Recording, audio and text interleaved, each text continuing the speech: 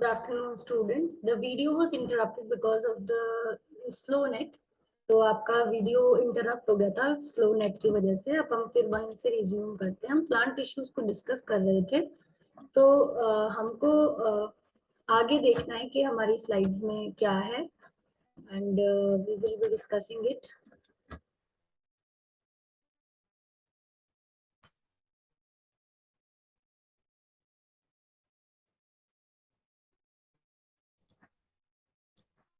So we'll be having the tissues. So these are the simple tissues. Meristematic tissues were discussed already. Meristematic tissue आपको पता ही है तीनों तरह के यानी एपिकल, लेटरल, इंटरकैलरी. तो हम सिंपल परमानेंट टिश्यूज से शुरू कर रहे हैं. पैरेन्काइमा ये बेसिक होता है, सिंपल होता है और पैकिंग टिश्यू है. एक तरह से फिल करना होता है इसको. जहाँ पे भी कोई और टिश्यू नहीं आ रहा होता प्लांट का, जो गैप बच रहा होता है, तो वहां बीच बीच की स्पेसेस को पैरेन्काइमा के टिश्यूज से फिल किया जाता है. Has relatively unspecialized living cells. इसके अंदर लिविंग सेल्स होते हैं और बहुत जनरल दिखते हैं, अनस्पेशलाइज्ड. मतलब यहाँ पर आप डायग्राम देख भी रहे हो कि मतलब सिंपल सी पतली सी सेल वॉल है और रिच साइटोप्लाज्म, बीच में बड़ा सा वैक्यूल है. तो ये इस तरह से एक क्रॉस सेक्शन दिखा रखा है और एक लॉन्गिट्यूडनल सेक्शन दिखा रखा है. दिख रहा है न्यूक्लियस है, वैक्यूल है, साइटोप्लाज्म, तो लिविंग सेल है. थिन सेल वॉल होते हैं. और अब क्लोरेनकाइमा और एरेनकाइमा ये भी स्पेशलाइज तरह के ही पैरेन्काइमा है, जिसके अंदर अगर क्लोरोफिल ज्यादा भरा हुआ, आप देख रहे हो क्लोरेनकाइमा में कितने ज्यादा क्लोरोप्लास्ट है. Circular organelles which are green, having green pigments. तो ग्रीन से ही हमें स्लाइड में लिख भी रखा है क्लोरेनकाइमा. एक्वेटिक प्लांट्स में there are various vacuoles which are increased in the size and वो गैस भी भर लेते हैं अपने अंदर. और एयर स्पेसिस बहुत ज्यादा होने की वजह से उन प्लांट्स में, जो एक्वेटिक प्लांट्स है, उनमें बोएंसी आती है. तो एरेनकाइमा भी स्पेशलाइज तरीके का पैरेन्काइमा है. तो जब भी क्वेश्चन आए व्हाट इज क्लोरेनकाइमा, तो आपको याद होना चाहिए कि it is a specialised type of parenchyma which is specialized for photosynthesis because it has chlorophyll. And अगर एरेनकाइमा आए क्वेश्चन में, तो you should know that it has parenchyma which is having large air spaces and providing buoyancy to the plants. यहाँ पे आप ये जो spaces देख रहे हो, ये सारी air spaces हैं. तो इस वजह से aquatic plant में होता है एरेनकाइमा.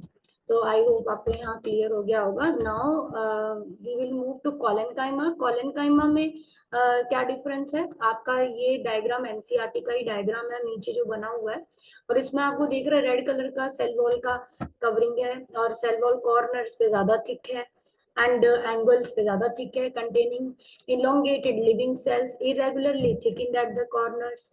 कॉर्नर पे ज्यादा थिक सेल वॉल मिलती है. इंटरसेलुलर स्पेसेस कम होती हैं, सारे सेल एक दूसरे से जस्ट स्टिक हो रहे हैं. ये फ्लेक्सिबिलिटी प्रोवाइड करता है, मैकेनिकल सपोर्ट देता है लीव्स को, स्टेम को, और इजी बेंडिंग कराता है विदाउट ब्रेकिंग. ये लीफ स्टॉक्स में पाया जाता है बिलो द एपिडर्मिस. मतलब जहां पर लीफ का जो स्टिक होता है, जहां से लीफ जुड़ा हुआ होगा प्लांट से, उसमें मिलेगा आपको कॉलेनकाइमा. क्योंकि लीफ भी क्या करेगा, हवा से मूव हो सकता है, तो ये टूटेगा नहीं पत्ता. इसकी वजह से कॉलेनकाइमा थोड़ा सा इसको स्ट्रेंथ देगा. आई होप आपको समझ में आ गया होगा. Now will move to next slide. आप यहाँ इसका स्ट्रक्चर दे सकते हो. ये भी लिविंग है, इसमें भी न्यूक्लियस, वैक्यूल है, नीचे डायग्राम बन रहा है. आपको ये प्रैक्टिस करना है diagram. Sclerenchyma consist of long narrow thick walled dead cells. Dead cells का बना है. और cell wall contain lignin which act as cement and harden the cell को बहुत टफ बना देता है, हार्ड बना देता है. लिग्निन इनकी सेल वॉल्स में डिपॉजिट होता है. यहाँ जो पिंक कलर का आपको दिख रहा है, ये सब लिग्निन ही है जो जमा है. तो इससे स्क्लेरेनकाइमा बहुत ज्यादा स्ट्रॉन्ग और टफ हो जाता है. ये आपको ये जो दिख रहा है, दिस इज द लिग्निन. यहाँ पर भी फाइबर्स वाले सेल में ये दो तरह के स्क्लेरेनकाइमा है, एक स्क्लेरिड्स और एक फाइबर्स. फाइबर्स इलोंगेटेड शेप के होते हैं, और इनके अंदर जो पिंक कलर की डबल लेयर दिख रही है, ये एक्चुअली में सेल वॉल्स है. ये स्ट्रेंथ देता है, रिजिडिटी देता है प्लांट को, और हार्ड बनाता है प्लांट को, स्टिफ बनाता है. इसमें भी इंटरसेलुलर स्पेसेस एब्सेंट होती हैं. Present around vascular bundle, leaf veins and hard covering, seed, husk of coconut, nuts, इनमें ये मिलता है. मतलब हमने कल भी डिस्कस किया था ये कि कोकोनट का बाहर का कवर जो सूखा नारियल होता है बहुत टफ होता है, बिकॉज उसके अंदर स्क्लेरेनकाइमा होता है. तो आपको एग्जांपल याद रखना है कि कौन सा कहाँ है.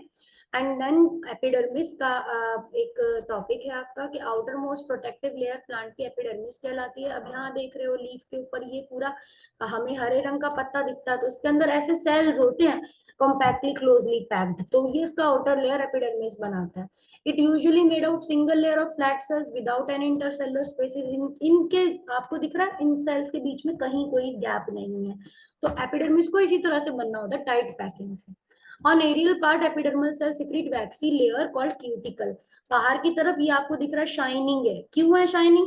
बिकॉज उसके ऊपर क्यूटिकल, यहाँ पर देखो एरो भी लगा हुआ है, क्यूटिकल होता है इसके ऊपर। इस क्यूटिकल से वाटर लॉस प्रिवेंट होता है, इंजरी प्रिवेंट होती है, इन्वेजन भी, बाहर कोई फंगस वगैरह बैक्टीरिया अटैक भी नहीं कर सकते प्लांट्स को, ये भी प्रिवेंट होता है। अब आगे हम देखेंगे कि नेक्स्ट नेक्स्ट कौन से सेल्स हैं, नेक्स्ट कौन से टिश्यूज हैं दैट वी विल सी।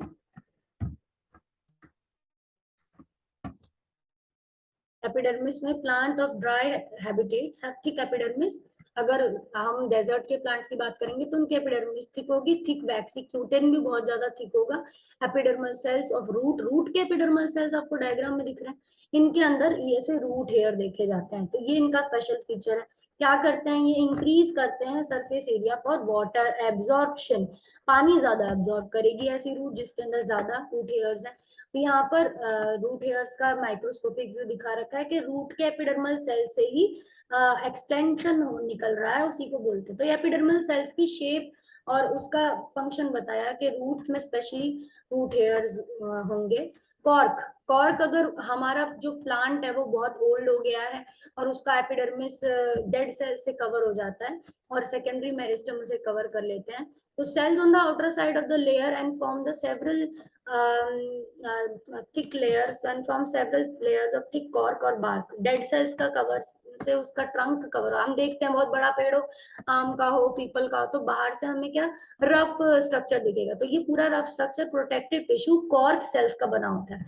और आपको ये भी पता है कि रॉबर्ट हुक ने सबसे पहले कॉर्क सेल्स ही देखे थे, जो डेड सेल्स उसने देखे थे, और डेड होते हैं, विदाउट इंटरसेलुलर स्पेसिस होती हैं एंड सिर्फ सेल वॉल्स होती हैं इनमें और कुछ नहीं, तो ये सीधे ये डेड होते हैं।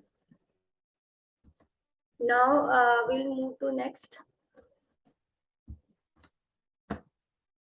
स्टोमेटा। अगर ग्रीन कलर के लीव्स हैं और ग्रीन कलर की स्टेम है तो उसके सरफेस पे पोर्स होंगे, छोटे छोटे पोर होंगे एपिडर्मिस ऑफ लीफ पे, मतलब outermost covering of leaf पे।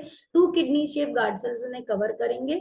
तो यहाँ पर आप देख रहे हो एक गार्ड सेल ये है, एक गार्ड सेल ये है, और बीच में इसका एक स्पेस बना हुआ है जिससे गैस अंदर और बाहर जा सकती है लीफ के।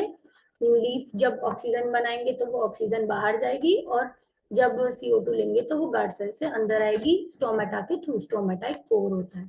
यहाँ पर हम अगर माइक्रोस्कोप में देखें तो हमें इस तरह से ये पोर्स दिख रहे हैं, जो ये पोर दिख रहा है ये ही स्टोमेटा है, और इसके स्टोमेटा के दोनों तरफ क्या है? गार्ड सेल्स हैं। आई होप आपको समझ में आ गया होगा स्टोमेटा क्या है और इसका लीफ एपिडर्मिस के अंदर ये होता है। तो ये आपका प्लांट टिश्यू यहाँ पर एंड होता है। Thank you.